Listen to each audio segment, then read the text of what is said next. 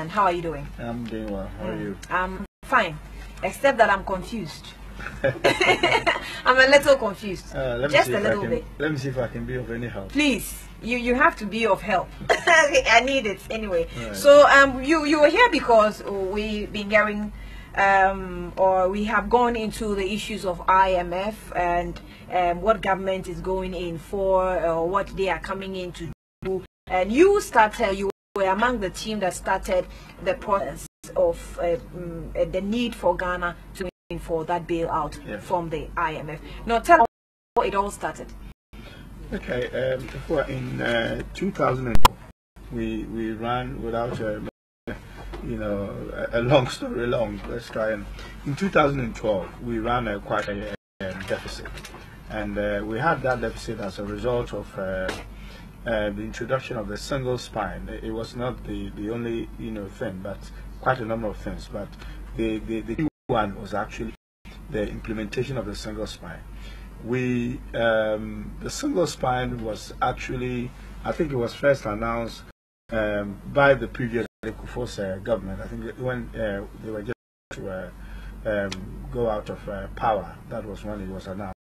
So when Professor Mills came in, we were actually meant to implement it, but the implementation was actually delayed because then we wanted to do a further study, or the government at the time wanted to do a further study on that.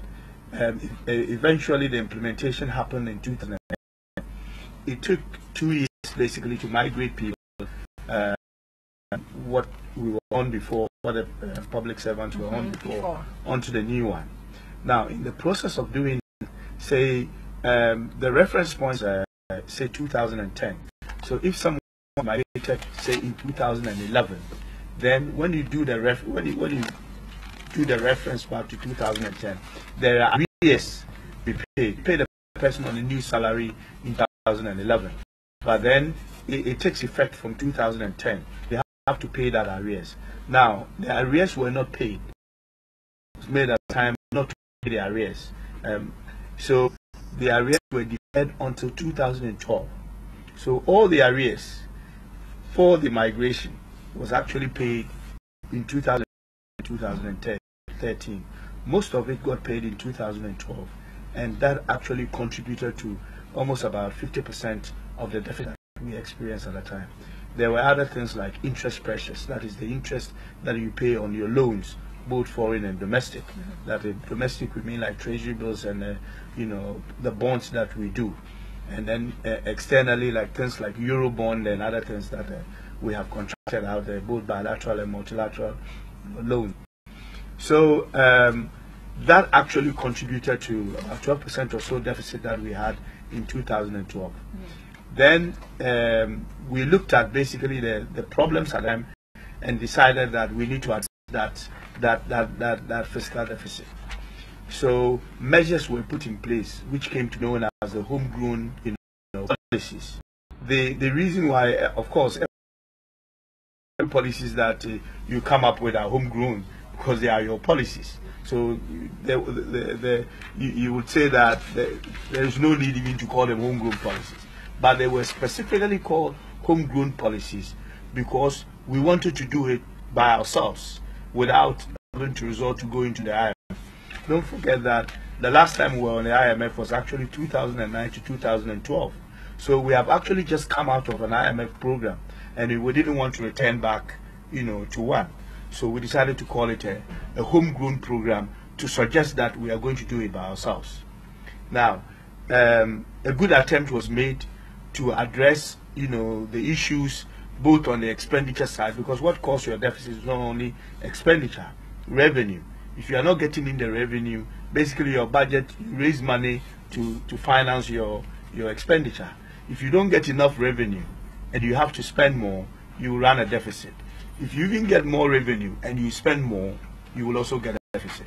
Basically, if you don't cut your coat according to your size, that's what the situation you're in. So the decision was to address both the revenue in terms of a revenue mobilization by so many reforms in the GRA and basically putting even the GRA or the tax system on an electronic platform. We had difficulties also on the expenditure side, one of the things, as I said, was the wage bill, interest pressures, and also subsidies. Because we used to basically subsidize petroleum. That is the petrol you buy from the pump. We also used to subsidize utilities. That is your water, electricity. The idea was that, you know, we are still a relatively poor country, even though we have become a lower middle income. But we still have a lot of our people below the poverty line, and they have to be cushioned somehow. But what we were doing wrongly was that we were blanketly cushioning everyone. People who could even afford, probably you and I, were being, you know, subsidized. So the idea was that we need to remove the subsidies as part of cutting down or rationalizing expenditure. Some of these things. The rationalization of the expenditure, and if you want to remove subsidies, do you take a keen consideration on who can afford, who cannot afford, whom should we subsidize, and whom should we not subsidize? This is quite a difficult. It's a difficult art to art. So you have to basically, you know, take your time and do it. Okay. First of all, what we had to do was to basically remove everything, and then target those who actually need it. I mean, how do you subsidize people, say, on petroleum? Poor people or people who are below the vulnerable people don't have the SUVs and the cars that you and I drive. So basically they rely on public transport. So what you have to do is actually increase the number of public transport and also make the fares cheaper. That is the next stage, you know, after removing. But first of all, to address the deficit issue, was to remove the subsidies. And if you recollect, with petroleum one, we now have what is called an automatic adjustment system. Okay, where we are actually trying to get a full recovery, because government was subsidized. Those who bring the fuel in, the suppliers, bring the fuel in at a particular price, but we cannot pass that price on onto the consumer. So we subsidize it. So the consumer buys it at a certain price. So we have to pay the suppliers, because suppliers are not going to discount their fuel, you know, for us. Which so we're having problems now. Yes, which is the subsidy. I would come back to the subsidies, but let me take you back to the single spine. The single spine, you know, the previous administration made mention of it before they exited, that they want to implement the single spine. You came on board, you had to do a certain checks. It took you about 2 years to get it through before you implemented it. The single spine almost started from an idea from one person. I know that Dr. Kwaku Ricketts-Hagan, working with the previous administration, was the one that gave them the idea of the single spine. How questions done between the two ideas, I don't know, from the government and the one who brought the idea? How far it went, I can't really tell. But from your side, on your implementation, how far did the government also go, consulting the previous administration who threw it out there, and then you came to implement it? How far did you go with checks and balances to make sure that this is possible, this is not possible? My understanding, and I wasn't in the government at the time, my understanding is that, you know, a comprehensive consultation was done. The pilot was successful. Unfortunately, we got it somewhere wrong with the implementation. I must admit that. I mean, otherwise we wouldn't be in a situation that we're in. If you describe the consultation as comprehensive, then it will be questionable if somewhere along the line implementation went wrong. Yeah, that is what I was telling you, that, you know, from what I heard, and as I said, I was not part of the government at the time, so I wouldn't say that I was part of the, you know, the process. But we came to meet. I mean, came to implementation gone wrong. Yes, I came into government. You came to implementation gone wrong. Right. Okay. I came into government after the election of 2012. Basically, I came into government in 2013. We were referring to the deficit. Now, going back to what basically went wrong, all these consultations that we are talking about were actually done. The pilot was successful, because I have seen the pilot project was successful. So translating the pilot into sort of a rollout scheme is where things basically went wrong. Because basically, if you increase someone's salary, that is the basic salary, it touches so many things. basic salary is linked to allowances, it's linked to pension, it's linked to gratuity. So once you touch the base, all those, you know, in the civil service, there are even people who get clothing allowance. Yeah. So clothing allowance is a percentage of basic salary. So all those things. So I think in the process, some of the things were not sort of well anticipated. And that resulted in us spending about 70% of our tax revenue in paying public servants. And we were talking about 600,000 people of a population of now 27 million. Still on the single spine. Yeah. To what extent was the education done? Because everybody heard single spine, and all we could think of was that is increase in salary. But we know it's not just about increase in salary of if single spine is implemented. How far did you also go with education? If you did comprehensive consultation and somewhere along the implementation line something went wrong, so what I mean, to that education point, what also went wrong? The single spine was actually meant to be a zero-sums game. It was not supposed to actually even increase the wage bill. The people who were paid, the concept was fantastic, because obviously we were losing talent to basically private sector. We were not, the public servants were not paid well, and of course if you don't pay people well, you cannot attract the best brains into that sector. So it was to improve productivity, and it was also to address imbalances within the structure itself. As I said, people were overpaid and some people were underpaid. And people were, so it was an idea of equal work for equal pay. So those who were overpaid were supposed to be marking time, so you wouldn't increase salary as we normally like do, increasing people's salary between 10 to 18%.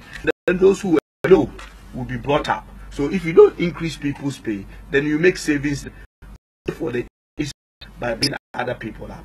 This is what we did not get it. Why? Well, I mean, that is still subject under investigation. A failure on leadership. It's a failure on leadership, because this is purely, technical, type of things. If you put a spreadsheet down and then you put your workers here on it, and everybody has a basic salary, and you are increasing the basic salary by a certain percentage, and you have all the other things that depend on the basic salary, the spreadsheet will be able to populate, the results for you. How we got it wrong, it's something that we need to look into. We will still call it a failure on leadership, because the technicality of it is what puts more demand on you to make sure that you do the education well, that the employees will know that it is not about just increasing or decreasing, it's about rationalizing the wage bill. To an extent, yes, you could do that, but then basically everyone along who participated in this exercise, you cannot just put the blame just but of course the buck stops with the people at the top. But we did not get the implementation right, and that is basically what happened. But we got ourselves into basically where we got ourselves into. The single spine is not a bad idea. I still believe that it is good that we've done the single spine. I mean, you cannot have that pay disparities that we have in the public service. Neither could you have talent being lost, to the private sector. You need good people, running our country, both technical and politicians. So I think it was the right thing. But we got ourselves into where, and there was no point in reversing it. Okay. But rather to correcting the anomalies. Yeah, because it's something that can be corrected, which is what we are doing at the moment. Now I'll take you into IMF. Like I said already, the information, or the earlier information was that we're going for technical bailout, and then the second one that came, we have to for some additional financial bailout, and you're smiling because I mean we don't know what is happening. So tell us what is involved. We know that the negotiations have started already, but tell us what involved in it. What is Ghana going in for? Why did we say we're going in for technical bailout, and then we say, we now need financial bailout? What are the conditions they're putting on the table? And I will go into the discipline aspect of it later after you're done with that. Okay, so now I have set the premise for basically what resulted into the homegrown policies. So as I said, we call it a homegrown policy because I have heard people say every policy is a homegrown because it's your own policies. So why are we calling it a homegrown policies? I'm saying that we call it a homegrown policy basically psychologically to say that we are going to do this ourselves without having to resort to the IMF. Was it preempting what the IMF conditions could have been if we had gone in for, so that we do it before they even come in? No, not that. I think one of the reasons is that because we have just come out of an IMF program, we just really want to return back into another one. And then also, this time around, we thought we knew what our problems were, and that we have basically solutions to address them, and we could do it ourselves. We looked at basically our revenue projections or the medium term, and thought we don't have any problem in the medium term. What we have is short-term challenges that for once we need to try it ourselves. We were doing that, as I said. Some of the things we did, which probably would have been difficult even if we had gone onto the IMF program earlier, was these subsidies. If you recollect, when we did the utilities, we had a lot of problems with organized labor, where even at some stage we need to talk to PURC to basically revise the rate at which we were removing the subsidies, so that, you know, people will not basically be worse off. So what happened, why we went to there, and you were right in saying that we said we weren't going to go to the IMF. At the time we said we were going to do it on our own, but certain events moved against us. So you got the calculation wrong again. Like you said, you thought you knew what was happening. We knew what was happening. We had identified the problem. We had prescribed solutions. We were pursuing that. But what moved against us were external shocks. They were not things that we had control of. External shocks including? External shock including the fall in cocoa prices, the fall in gold prices, which actually affected us. Of fuel prices, which actually affected us significantly, because we had projected a revenue. Normally, when you are doing this exercise or these kind of programs, you need some level of funding or some level of revenue to support you to be able to address these issues. We had made the projections that we were going to make X amount of revenue from gold and cocoa, but because we don't control cocoa prices and gold prices, when they move against you, and we don't add any value to these things. Exactly my point. Because you don't control the prices, we expect that when you do the projections, you get plan Bs in place, so that when the shocks come, like what is happening to us between Ghana and Nigeria, when the shocks come, we already know this is our plan B in case we don't get the gas. But so this is our plan B if the prices change against us. There was a plan B. And what happened to that? Yes, I'll come to that. But these things that happened were quite extraordinary. We lost $1.2 billion in both gold and cocoa prices alone as a result of the drop that happened. Because we didn't put our plan Bs in place. Then something else happened.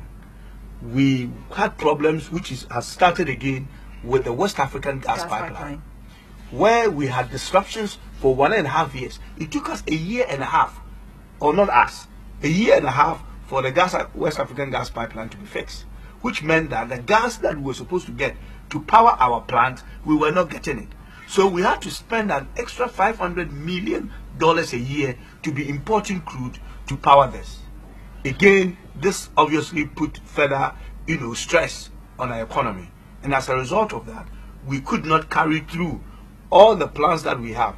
Remember, we went to Whole Forum to address the single spine issue. We went to Senchi, what came to be known as the Senchi Consensus. In fact, one of the key recommendations from the Senchi Consensus that we are implementing today is the IMF. So now, what basically happened was that during the spring break, which was the spring meetings, that is, you go to the IMF and the World Bank twice a year for meetings. We have one coming up in I believe. I was part of the last one that we went on a spring break. His Excellency the President directed us that we should submit our homegrown policies to the IMF, as a board, to their board, so that they can examine what the things that we are doing to see if there are any advice that they can give us. Was that the document that you submitted to the IMF that the minority was raising questions about, and you denied that you sent a document to the IMF already? I don't recollect that. When Ghana went to Senchi for that forum, yes, the minority raised concerns that we have already gone to IMF. What are we going to Senchi to do? And the majority denied that we haven't started any negotiations with the IMF. So was that the document we're talking about? We had not started any negotiations but we had presented homegrown forget that we are a member of the IMF. We have been a member since 1957. The job of the IMF, and this is something that many people probably don't know, and I think your listeners should know, the job of the IMF is actually to help any country that is suffering imbalances in its exchange rate. So since we were having difficulties in the exchange rate, the IMF automatically starts with you, because that is their mandate. So basically, and then every country that belongs to the IMF is entitled to technical assistance and financial assistance. You can choose which one you want to go for. So basically what we told the IMF was that, look at our program. Don't forget the IMF, there are a lot of countries that are members of the IMF, and some of the problems that we are facing have been experienced by other countries. So the IMF has dealt with a number of countries that face similar difficulties that we are facing today. So by us even talking to the IMF, you can benefit from that experience and be able to use it to resolve your problem. So that is what took us, for us to submit this to the IMF. We were getting technical assistance from the IMF. We have always been getting technical assistance from the IMF. In fact, even before you do your budget, you need to sit down with the IMF to basically help you put things together, which we do annually. So the IMF are actually here today to look at us in preparing our budget, but now this time it's a twin issue to also look at that. So as a result of that, we presented this to the IMF. They gave us a feedback. The IMF gave us a feedback on certain things that they think we can do differently in our homegrown policies, and also looking at timelines on how we will finish some of the things we said we were going to do. Now we've got to this situation that we are in, which I told you about, the things that went against us. And so we made the decision that without that cushioning, and we were suffering serious depreciation with the cedi, and we couldn't continue with these homegrown policies, which obviously meant tightening belts in addition to having this currency fluctuations that we were having.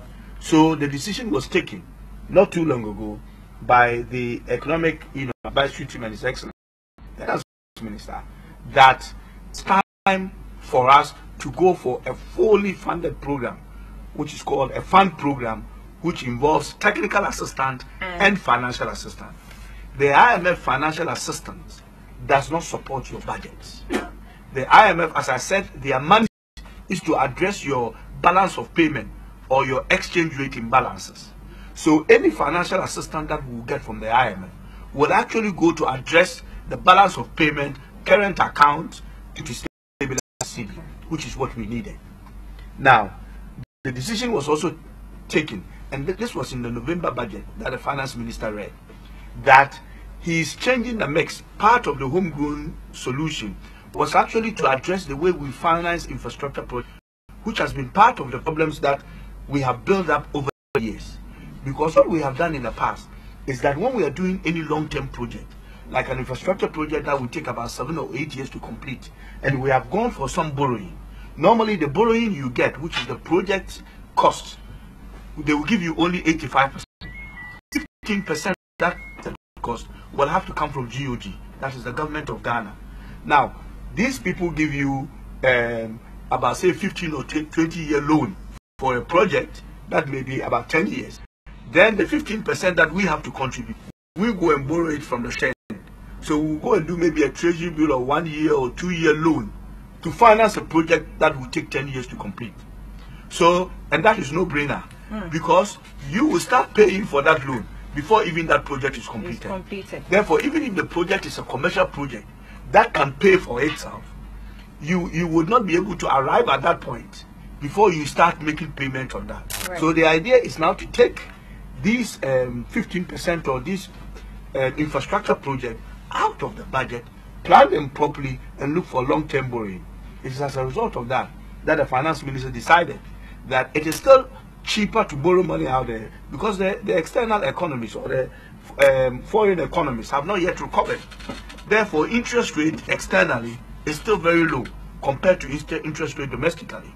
So it is cheaper to raise money outside than it is to do it from home. Right. And that's why we went for Eurobond. 1 billion. Yeah. Which I was part of the team that just returned from New York. Yes, yeah, you're welcome, because I was calling you sometime and I was told you were out. Yeah, I was so from Ghana. I hear you. We still have more questions to ask. I know you're rushing into another interview. Other people are also pushing me into another interview. But this is our part one. The part two, we're actually going to go into the policies they place on the table since you just started the negotiations. And if we are having our workforce reduced or cut down, if we are the discipline aspect of it, IMF comes 2009, 2012, 2014, IMF all over the place. They come and they want to instill discipline in us, but we always lose it and always go back to them. We will question what we're getting right or wrong in our part two of our discussion. So at this point, I will thank you for your time, and I'm so grateful that I had you. I will have you again, and we'll talk to you. But this is Honorable Kwaku Ricketts-Hagan. He is Deputy Minister for Trade and also former Finance Minister, Deputy Finance Minister, and he started negotiations under the IMF, and so he will be in the very best position to also take us through some of the things we are. MP for Cape Coast. And MP for Cape Coast, yes, that's why I said Honorable. I normally don't call my ministers Honorable, but once you are MP, Honorable. All right, so MP for Cape Coast and Cape Coast people, South. Good morning. He's greeting you. But thank you for your time. I'll be back shortly with other guests joining me, and then we do analysis on the AMA bylaws. What have we left? What are we doing? Are we even implementing even all of them? We'll be back shortly. Thanks. Thank you so much.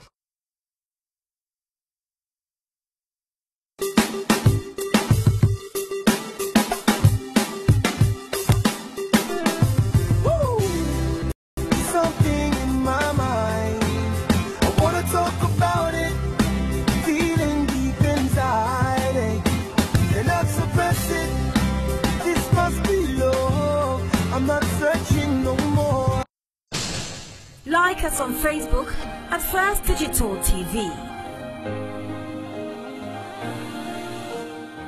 I love you, you love me, baby, I know it's true, sometimes it's crazy.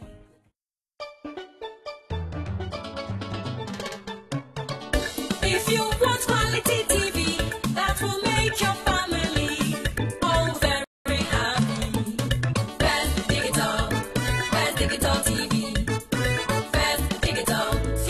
For your family, we give you quality premium digital TV. Digital TV you can afford. Always there is a channel for every member of the family. So everybody keep watching First Digital TV. And always have some fun. First Digital TV. We have local and international news. Parliament, Cinemax African movies, Sports 24, Emmanuel TV, GTV, CNN, Al Jazeera, Planet Kids for Kids, and many other channels. First Digital, the Guardian in you.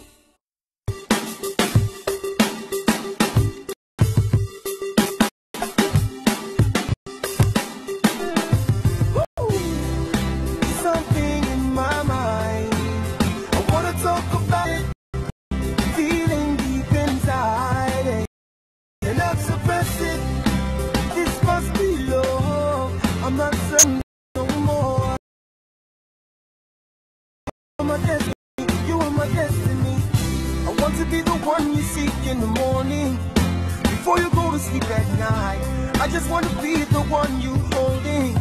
I never want to see you cry, girl. You know that when you call from 1,000 miles, yeah. I said, see, what more can I say? Yeah. I just wanna be there. I just wanna be the one you love. I just wanna be there. I just wanna be the one. Welcome to the first show, and I'm still here, but Dr. Jehokia has joined me, who is director for IPAS in the country, and Kofi Kapito is also the CEO of Consumer Protection Agency. Dr. Simpson Boating and the area no auntie for 2 weeks now. A friend, however, he has problems all the time when he has to come on air, but we'll tackle that issue later. But the two guests are with me, so we'll go into the analysis of what Ghana must do as far as, you know, our surroundings are concerned.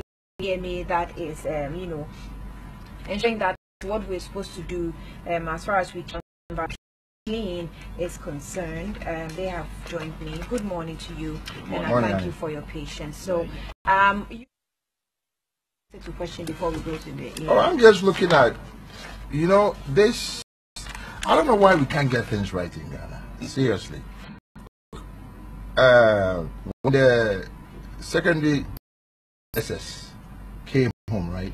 You know, the kids were told they don't know when they will go back to.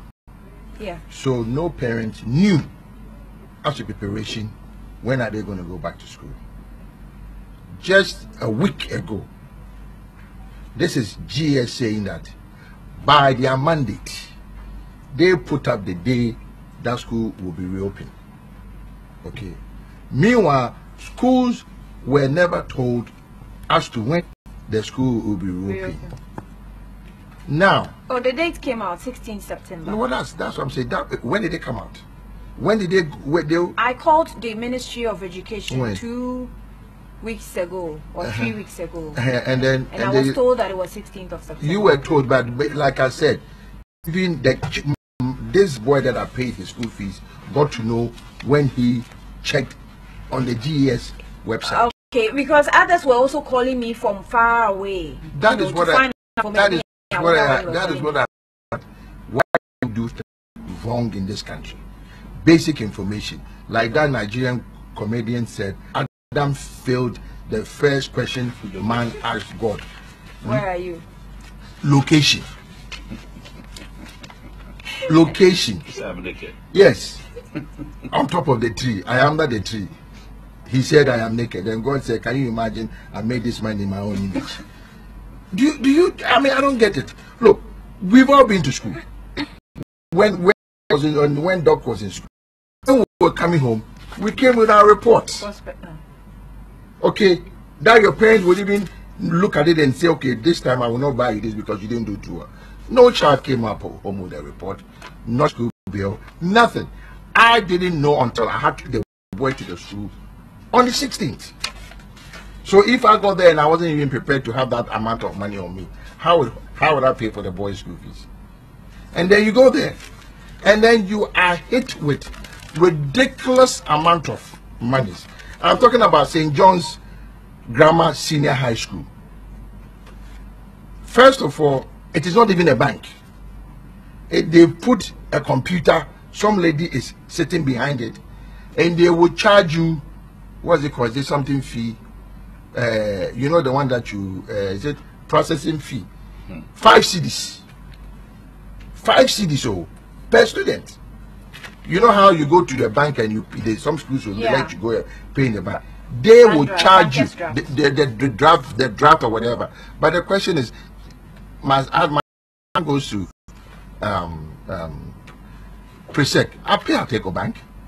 They don't charge me anything because Presec has set up an account with Eco Bank, so there's no fee. Maybe the school pays. No. What I'm saying is, it is even proper for the bank to have all these monies come through their account, so that they can also lend it at a certain point, and then it's a win-win situation. Okay, if you have a population as about maybe I say 1,000 people at Presec, and then each person is paying, let's say, 50 Ghana. It's a lot of money for a bank. And then what I was even surprised of is they gave me the receipts. They charged the boy. Let me read it to you. Bed user fee 2 cedis. Cadet Corp 2 cedis. Culture 3 cedis. Entertainment 2 cedis. Exams stationery 10 cedis. Feeding fee 308 cedis. Internet study mate. What is internet study mate? Why? Somebody will come with me and go and study with me. Okay, they charge you 5 cedis. Library, another 5 cedis. Math and science quiz 5 cedis. PTA levy.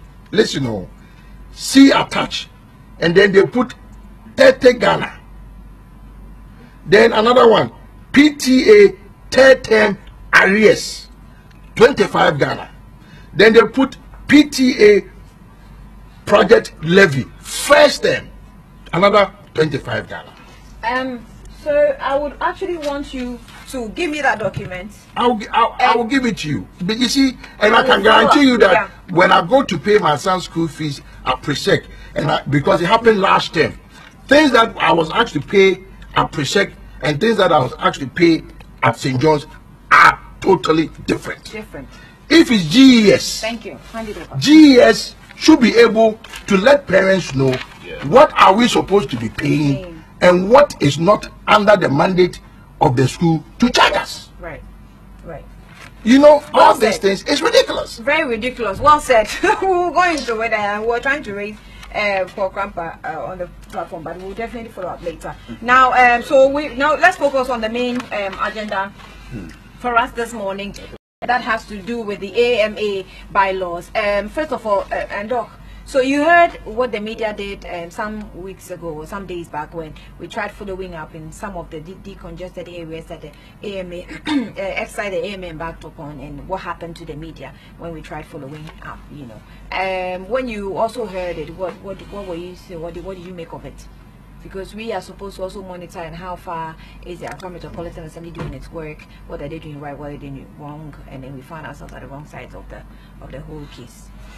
We heard different versions of the same story. Maybe somebody saw it differently. Somebody maybe was wearing dark glasses, so didn't see it well. We heard the AMA boss talking about people who were told to lie on the ground and so that they can masquerade something. We heard an account of people who were there. And we heard also what the journalists were saying, and when you go there, you hear a different story. It tells you there's something wrong. Well, maybe there was the truth somewhere, but you know, there's some of the stories we heard were so funny. I've heard somebody has called me that journalists have told people, is that the way you're talking about? Journalists have told people that they should be lying down so they can take pictures and make story out of it. Yeah, that's also an allegation. I mean, no, but I mean, come on. I mean, I heard him. You know, this is a coconut story. I'm not saying it is true or not true. That's what I'm doing. Even if it is true, is that how to approach it? You understand? And in Ghana, and I know you are going to come back to this document where there are bylaws of what you should do. Yes. It's when I started reading it, after stage I stopped it and put it aside. It's heartbreaking. You see, everything is available, has been well crafted and written for us to follow. So maybe when people are taking up positions in offices, the transition period, they give them the document to study, test them that they understand before you give them positions. Honestly, it's not only about AME, it's about everything. When you are taking up a ministry, maybe the 100 number notes, they give it to you and this was has happened.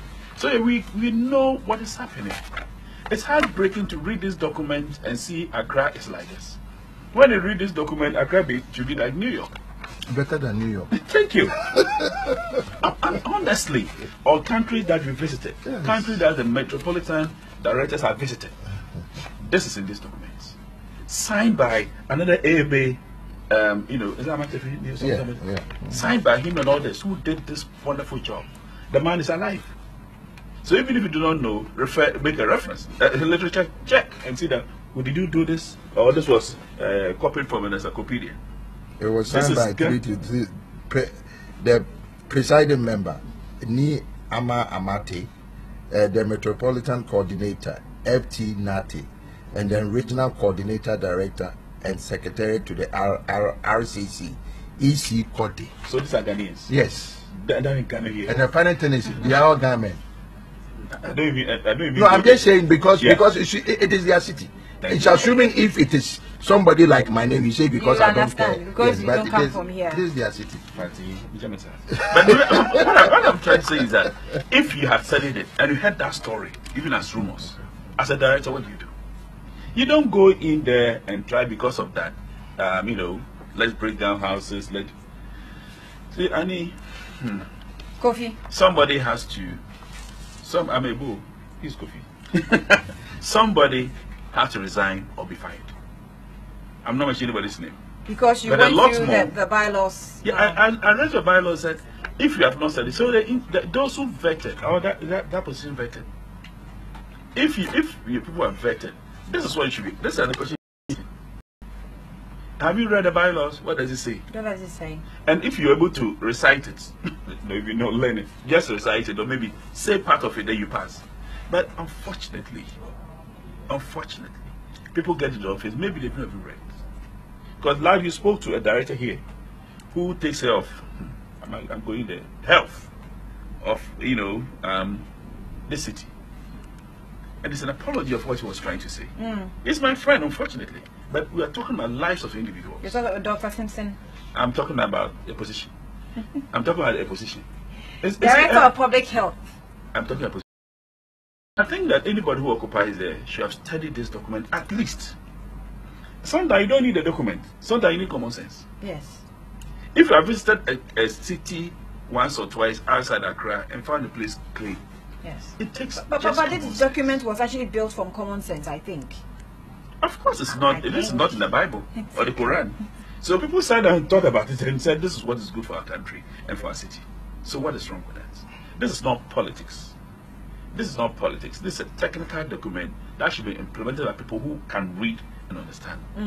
There's one I want to mention from the bylaws, and I'm starting from the first one. The AMA shall publish in a gazette a notification to the effect that a street market has been established, specifying the name of the street, notifying the government check. So a street market shall be opened to the public only on days specified for the purpose. 3 clause 1, except such days and during the hours as are provided for these bylaws. No person shall at any time in any market place, any street market, and mark the word street, like Liverpool Street. yes place or leave or cause to be placed or left any stall, furniture, equipment, merchandise or goods or any article whatsoever, whether of a description herein enumerated or of any other description. Fantastic. English. You know, I just heard this morning that Honorable Julius Deborah has made a statement, giving a deadline. Oh, in a year. and a conditional deadline. No, I'm praying for him, and I will support him in any way. To resign. No, to actually to be able to achieve, or no, I won't even say 100%, because in Ghana achieving 100%, if he can achieve even 50% of the promise that he's made, okay, anything below that, I will personally make sure that he resign. Or fine. No, I don't want him to fight. He should resign, because he says he will resign. You know, he says he will resign. So even I would say he should achieve 50%, which I think is half, either half full or half empty. Look, you ask yourself, why do people who are given appointments, and what is interesting is they go and lobby. It's not that you are there and you are called, oh, I think you can do it, come and take. They go, they beg, they call, they make sure that the president will catch, or you know, they will catch the president's eye and all that. And then you are given the job, and then you fail the president. But my biggest problem is with the president. When the president fails, either make him resign or fine. It's as simple as that. Why do you have to wait for people to cry and cry and cry?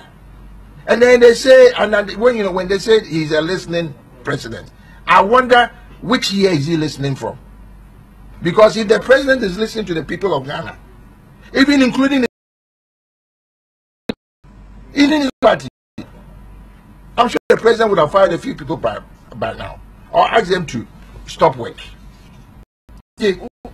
We are all singing the same song that we must go. No, president, I am not a president. This is not a today situation. That is what I'm saying. I am not a president. He said, but unfortunately, voters in Ghana too don't even know how to get rid of people. In other jurisdictions, they will not say anything. Election will come. But you know, in Ghana, we don't vote individuals who vote parties. You are not. We are so partisan-centered. Today is or tomorrow. Ireland is voting yes or no. Isn't it the same thing? Whether to stay with UK or to be independent.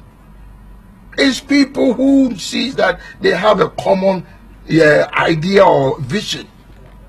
Somebody started talking about the Irish needs to be independent, and then people have actually bought into it. So the question is, I don't mind if you're an MPP, if you're an NDC, but you're a Ghanaian. This thing that political party supporters don't even see that the man that you are protecting does not give a damn about you, that you still condone and support him. I'm not attacking the president.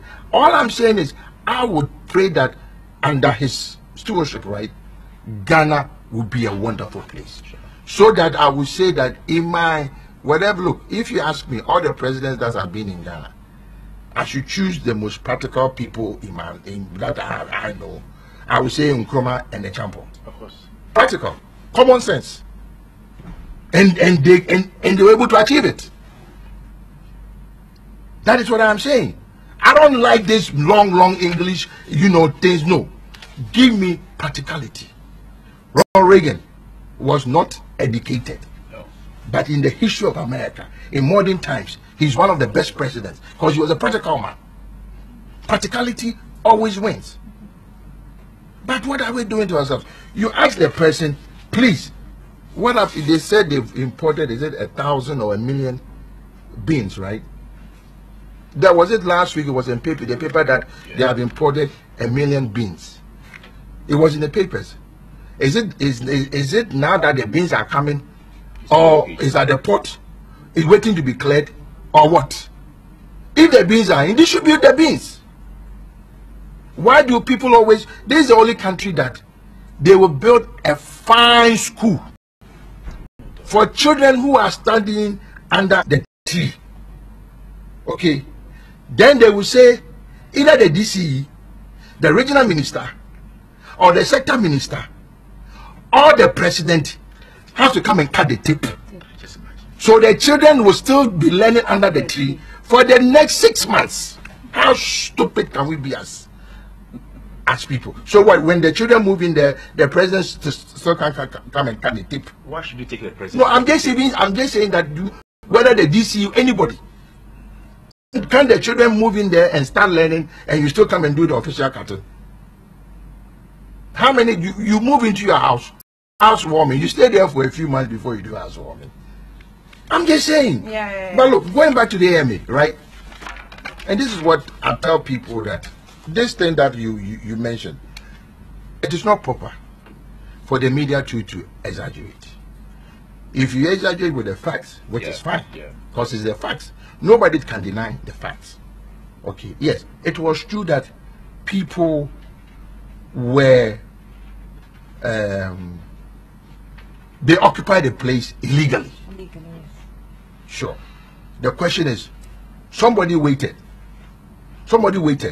for 30 years to realize that the people have occupied the place illegally. Illegality. The question is, 30 years. That is the man's abode. Legally, even squatters have rights. Do you know that? Squatters. When you allow a squatter to occupy your house for a certain time, getting him out, you need to find him a place. I'm talking about legality here. So assuming they wanted to move the people, oh yes, they wanted to move the people, don't they think they could have negotiated better? And then say, fine, okay, we are taking you here. But which laws, explains that well, that, oh, because I have stayed here for how many years? It's a squatters law. It's an international, law. You just don't kick somebody. Like, if by your own negligence, you see, it's not that maybe by your own, if you know you have a house, and somebody comes and stays in the house, and you know that he doesn't have the right to stay in the house, and you don't either get the police to evict the man, or you evict the man, and then the man stays for a year, 2, 3, 4, maybe 10 years, the law would even laugh at you because you also have neglected your right as a whatever you are. That is the problem. So all I'm saying is we should not wait for the people to be comfortable. The moment you put the kiosks here, let me look. You know, sometimes when I hear the police have gone to arrest, I mean, I'm not trying to support them, but to me legally, it's the right to go and arrest the night girls or workers of the sex industry. Yes, around Togo's embassy places. No, you only arrest when the person is solicited. But if I'm standing at the corner, you can't come and arrest me. You can't come and arrest me. But they take advantage, and the court also allow the police to take advantage. In that jurisdiction, the moment you see her standing, you keep walking. That's why they are called hawkers or street hawkers. They can walk. There was a story yesterday where a black lady or an African, she was not arrested. They suspected she was, you know, doing sex working or something, but until she kissed someone, she wasn't touched. That's why only arrested when. Let me listen. When they even do a sting up, the only time the police would arrest is when you mention money. Then it means you are doing commercial sex. So the police will wait and try to get you. They will ask you, how much do you want to charge? The moment you mention that amount, you are under arrest. But if you don't, they can't arrest you. Exactly, you can't come in. Because what if I want to give you free sex? And there's no law against me giving you free sex. Yes. Okay, so this is what I'm talking about. This is the law. Why are market women being harassed on a daily basis when you know that you don't want that woman to be putting her table on the sidewalk? Why come and give her a ticket? Okay, in the morning. There's this one there, the article 4, spaces and selling sites in street market shall be demarcated as the AMA may determine. Yeah, you've read it. Yeah. And it says it's English. It's English. You see, so if they've not done it, you should test the courts. Because I have identified that place for you to sell. Yeah, so I can give you a ticket. No. If you have demarcated, yes, let's say market, 31st December market, Malata market, Kaneshi market, the hawkers market at Circle.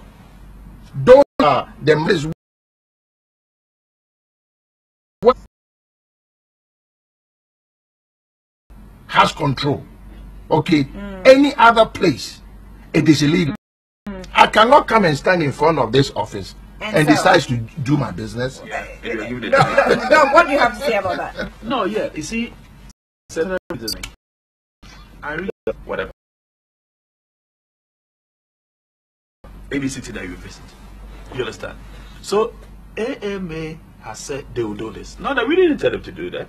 They said we will do that, we demarcate this, and we allow certain things to happen here. Then you have a right to charge these people. Unfortunately, they said they've said about AMA courts. Yes. So they take you there and they charge you for they themselves doing the illegality. You know what I'm saying? Maybe it's about time that maybe the law should be tested. That some of these things should be tested and some lawyers should take this and that. If the AMA is not doing what it has said to do, then they have no business arresting the woman who does not know, who is not read this document. You understand what I'm saying? But I mean, we say ignorance, of the law is no excuse. You see, when you find somebody in the street doing what is wrong, what do you do as a police person? You direct the person to do right. If the person persistently, that's when you come into arrest. And often I will actually relate it to international standards. When you have a police arresting you, he will tell you very gently, I'm arresting you because you broke this law or you breached the law. And they will even they'll tell you that you have the right to remain silent. Exactly. Yeah. So they correct you. Now the policeman stops. I was on the phone driving and I even parked because an FM station had called me. The policeman started shouting on me. And I said, oh, sorry, why are you shouting on me? He said, because you're on the phone. I said, but I've parked. Anyway, I'm live on FM station. So take the phone and tell them that if you arrested me because they called me, or they should have told me, I should stop the live discussion and explain to you. And I have impact. You see, the police themselves, I know they are trained. I think I had a similar experience. You did? Yeah. I've had several of them. You see, the police themselves, I know they are well trained, but etiquettes. Some of the way that they even approach you. Speak. I mean, outside when they're going to arrest you, it's not even nice. It's so nice. They tell you, they stop you, even greet you. Politely. Greet you. Good afternoon, and they tell you to step out of the car and do one or two so they can do whatever they want to do. But this one is, I see, because it's wearing a uniform, has to use the pusher force. The same as AMA. Because I'm AMA, everybody's an enemy. Whatever you do, I have to do this, I have to do that to you. Why should I not explain to the person? Explain to them. Because our level of literacy, explain to them that this is not demarcated for this. If they continue to do that, of course, then you come in to enforce the law. Yeah. But those people on the street arrested, have they even read this? This is something that will interest us. Article 5, no person other than a person who holds a hawker's permit shall occupy a selling space or site in a street market. Do we have statistics of? No, is he asking me? I think it's the correct person. Let me tell you. To the wrong person. Let me tell you something, right? That's maybe we should have had the yes, yes, to defend. Yes. And this will baffle you. Do you know that any place that food is cooked or cooked is sold, anybody that works should be given a health certificate. A health certificate. You, the worker, should be examined medically by AMA. Sure. Not just the owner or the woman, all workers. You go examine yourself and bring the report, or the AMA? No, the AMA is supposed to ask you to go and do it, or they do requirement that the AMA should give certification. Yeah. Okay.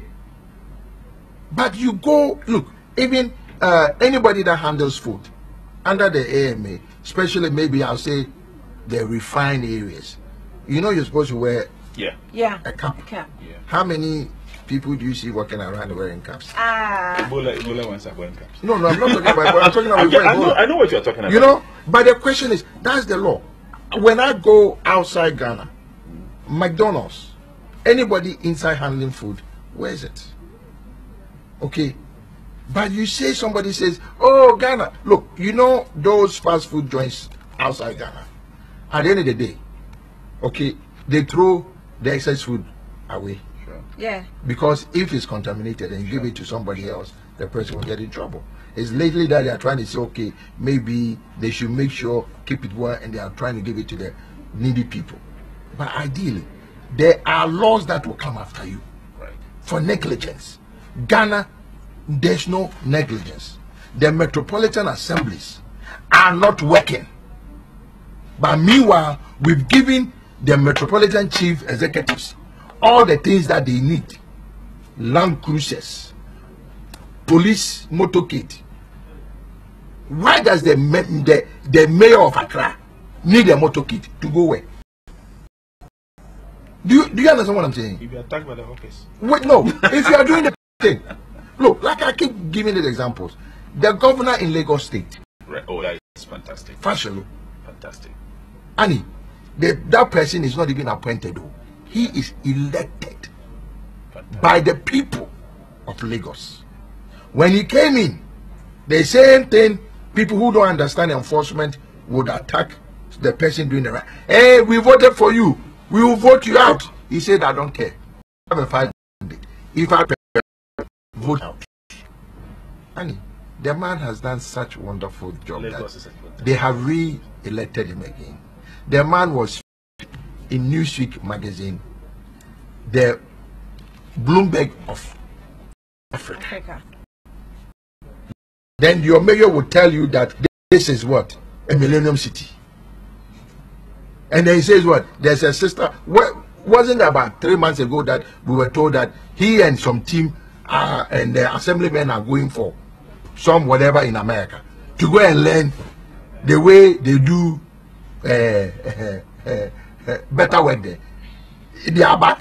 Has your life changed? How's your life Which we hear is something they do, I think, annually or something. What I'm saying is, I don't mind if you do it. But when you come back and it's not going to impact my life, why do it? It's waste of money. No, you see, why would you travel with per diem, with people, whatever, when the documents are available? You get what I'm saying? We have not learned. Because going through the document is almost like compared to international standards. This is New York. Better than New York. Yes. Because New York is dirty. Okay. Well, I'm just giving an example. I'm just saying. Certain part of it. Yes. Certain part of the place. Okay, let's go south. Let's go south. You know, it's important that even without, I said, some of the things are just common sense. Why should I not ask us? There are certain things that you see being done that you can implement. Copy. If you cannot even initiate, just copy. And this is not old. This is 1995. So if from 1995 to now, we were 19 years, right? We are implemented that. I am getting frustrated with lamentations. Some pastor didn't understand me well. I would have wished the lamentation came earlier than Exodus in the Bible. You know, so that we stop lamenting and move. I always tell you that because lamenting is not good. That's why I was also taken to the bottom of Bible. So that you realize that lament be the last thing you do. We shouldn't be lamenting. Exactly. We are really say that we have a 19-year-old document and we are still lamenting. It's a written. We are just stand at one place and go in circles. You understand? And I had something that's so heartbreaking. If it is true, if it's not true, then I'm also lying. Okay? That when the EV started, you know why there's flooding around Circle every time it rains? Around Circle. You know why? Don't talk about the drains. About the do you know why it rains? Once in Kuma's time, because of under dam trains. Yes. Do you know something was dug down there and it's still available?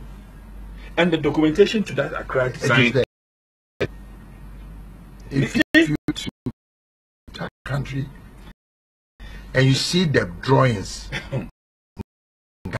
you ask yourself, where do we go? Explain further. Explain further. Maybe get the chance. Because you know, we got to know that the design is Russians. But we're going to do that. Where exactly is the location of the dugout? I want you to tell me, you are a journalist. You know, go find out. Go find out. But I'll tell you. Let me just tell you something. Have you seen the construction that they are doing? In Circle. If you've noticed, all of a sudden, you see they open a space and they had these huge pillars. Yeah. At all of them. They are spaced. Now they are breaking them now. I don't know what they are, but they were underground. In a hole, and they about maybe paced at different distance. And they were constructed then. Yes, they will have been there. In their open space. So when it rains, it gets filled up. I'm not a geologist. I'm not. You understand? But when you read some of these about Ghana, it's heartbreaking that we are still sitting here and doing things like that. One day they'll construct that. If they don't take that into consideration, I don't know what to do. I'm not into consideration, and we'll find out. Maybe they found. Yes. But I mean the truth. Let's come to AMA. That concerns me mostly. That's a situation. Sometimes, let me say that shamefully to myself as a doctor. Some of these people come to you for medical certification. What type of test do they do? You don't know what type of work. I'm coming. You know what type of test? It's going to sell food. It's been told. Sometimes they are giving a check to come for.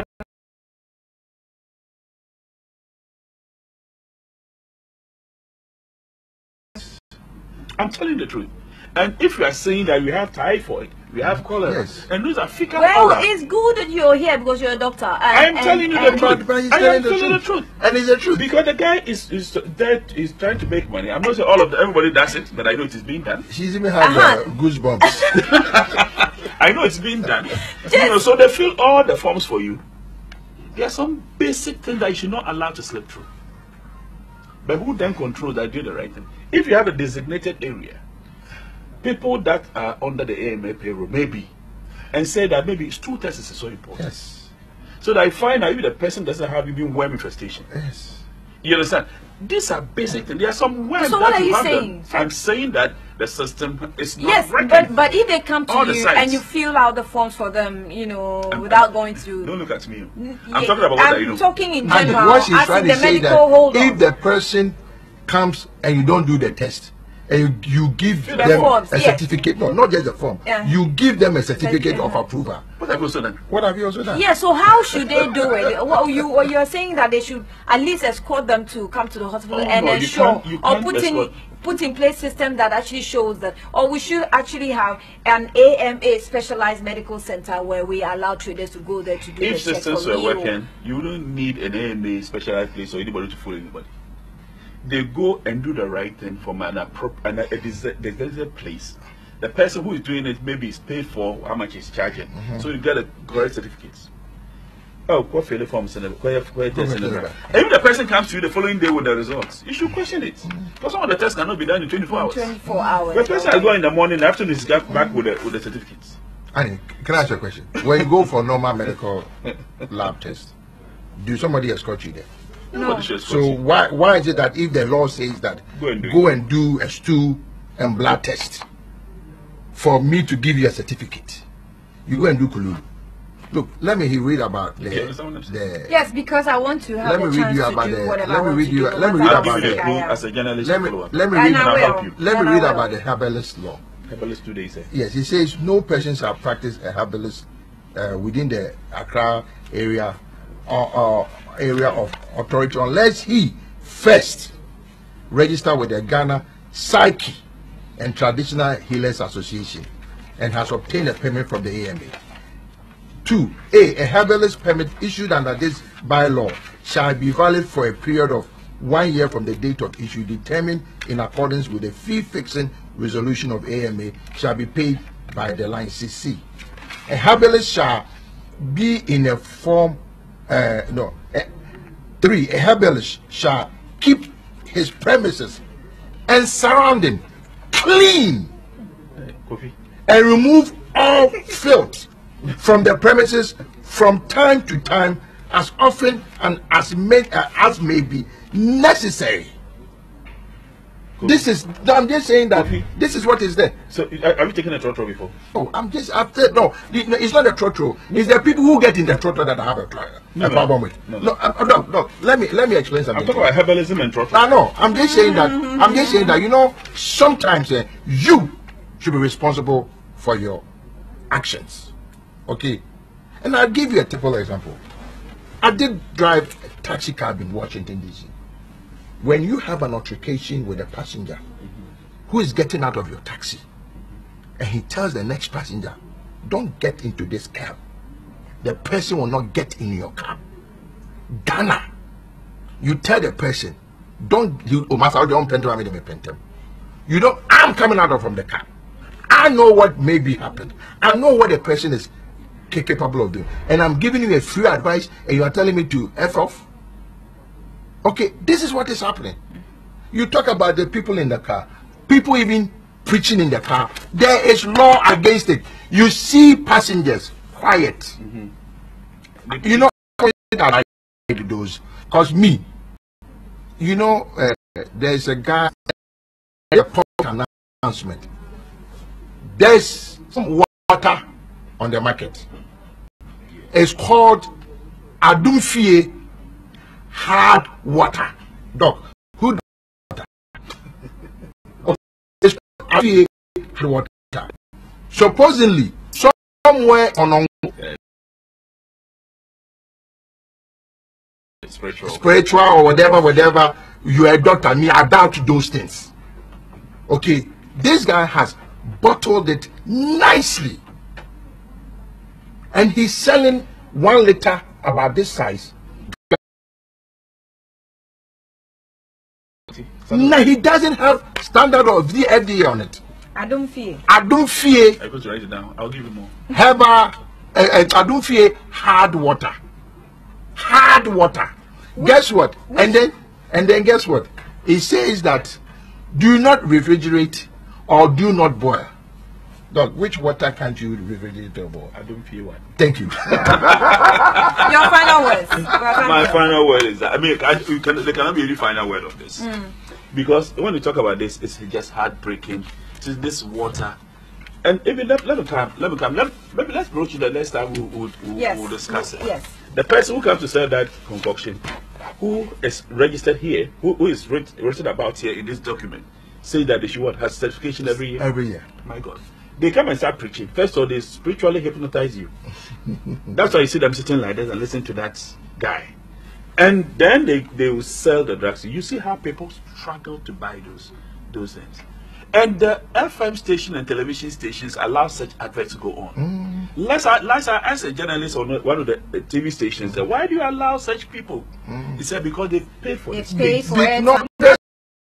I need to tell you what. And if you go to Food and Drugs Authority, you go there with your ad, and it's approved by FDA based on the facts. Yes. It's you presenters who will tell me that if I drink this thing, I can fly like a bird. If I drink this concoction, I can have twins. It is your fault. In most cases, it's their fault. There is one called Agra Denku. That they claim that if you wipe Agra Denku on your face and you go to sleep, you will dream about all the people who don't wish you were in your life. And it is being, look, even here, there is something independent. Your station is promoting it. It's not my station. Well, I mean, here, downstairs they play the jingle all the time. It is wrong for you to criticize somebody when you don't want to be criticized. I'm tired of this hypocrisy that you criticize parliamentarians, criticize individuals, but you don't want to criticize yourself. We are all under the law. As the media. As the media. It's called false representation. Sure. Okay, by you people, because the NMC is not working, National Media Commission is not working. Okay, and the people who are supposed to sanction you don't care. The Advertising Association of Ghana also rightfully do illegal things that they know. I am tired. I don't want a situation that maybe your child will go and take something, and then instead of you pointing your finger, you say it's your grandmother. Leave your grandmother alone. Yes, doctor, you have the last word, and I'll wrap up. I don't know the last word about this, but let's say the concoctions that people are drinking, men think that they are not men enough. This time they should drink some concoction and go to so they can have sex. You know about what I'm talking about. Yeah. You just sit at the drinking spots.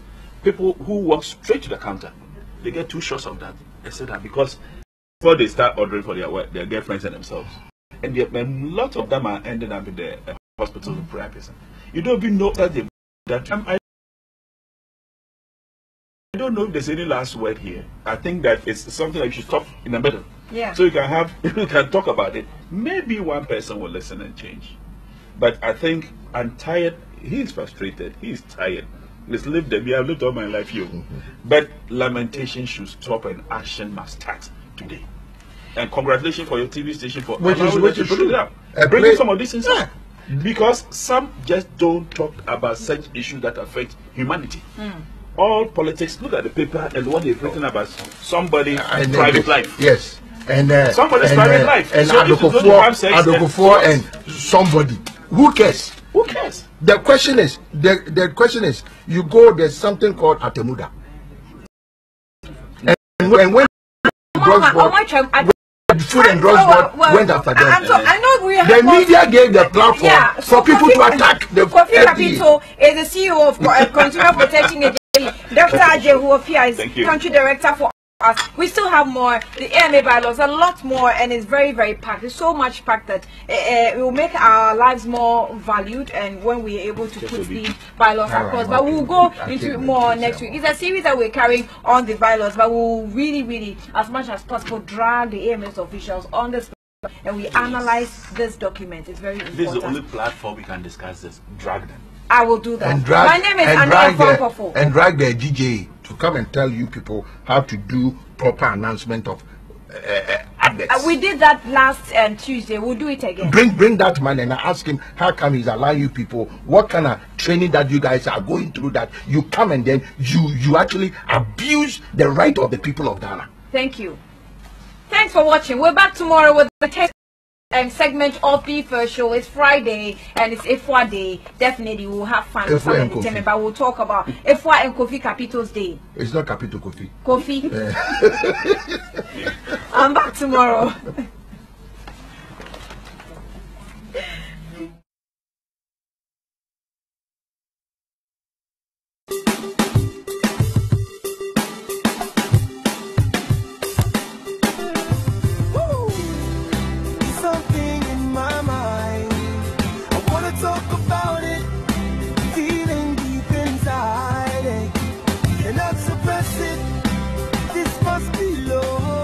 I'm not searching.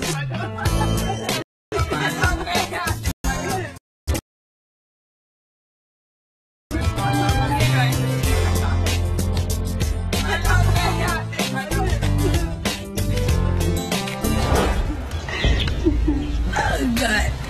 Are you serious? What? Why are you trying to shine me? As a Ghanaian, it is your duty to keep your environment clean. Do you know that? That's why I pay taxes. I expect Okovandapa and his people to be doing this, not me. Listen, it is an equal responsibility.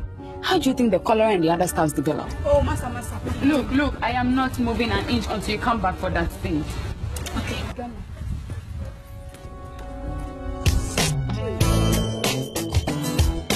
Let us be each other's keeper and keep our city and our nation clean for a healthier Ghana. This message is by kind courtesy of the Ministry of Local Government and Rural Development and supported by the Ghana Independent Broadcasters Association.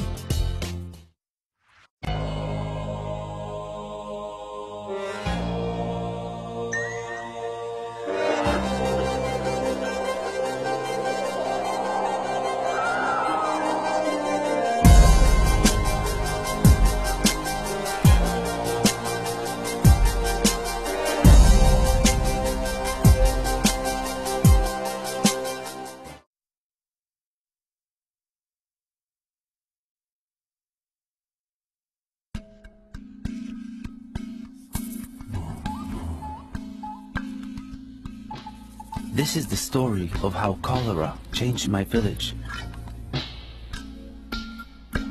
Tiny germs of cholera, too small to see, spread through the river. So small, yet so dangerous. Without realizing, women carried cholera home in the water. Flies carried cholera on their feet. Unwashed hands spread it too.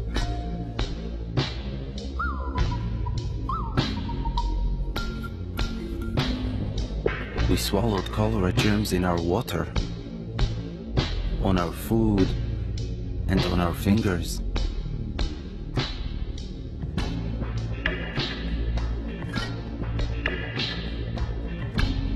It happened so fast.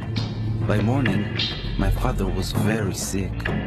He had diarrhea that looked like rainwater and poured out of him. I was so scared. I went for help.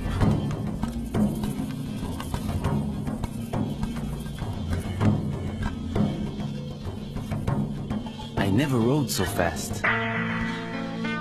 One look at my father and the nurse knew it was cholera. We had to work fast to save him. We made a special drink to help him. First, we made the water safe. We filtered it through cloth and boiled it for 1 minute. Then we mixed half a teaspoon of salt and 6 teaspoons of sugar in 1 liter of this safe water. It tasted like tears, not too salty. I worried my father would die before my eyes, but he soon felt a little stronger.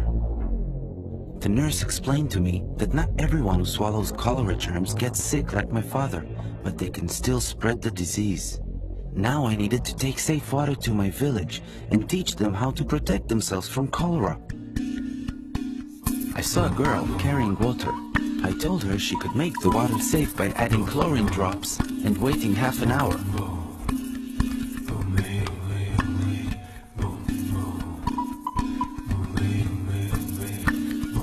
There was a man about to eat with unclean hands.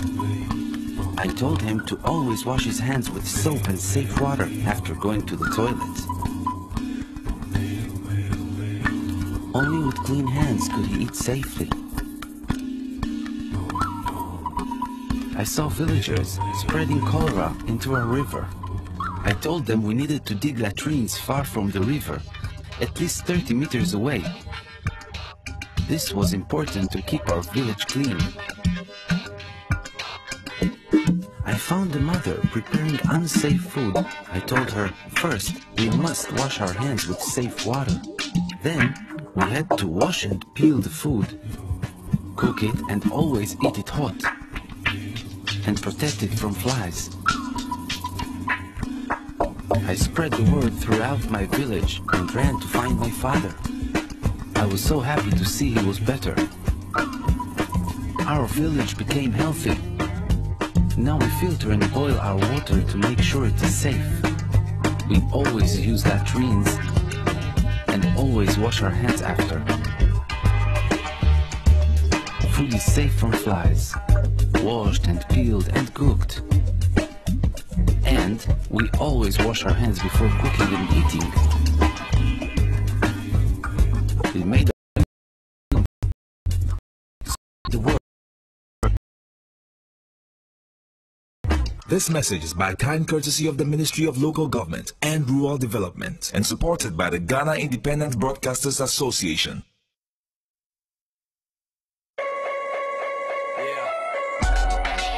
Thank you, far too kind.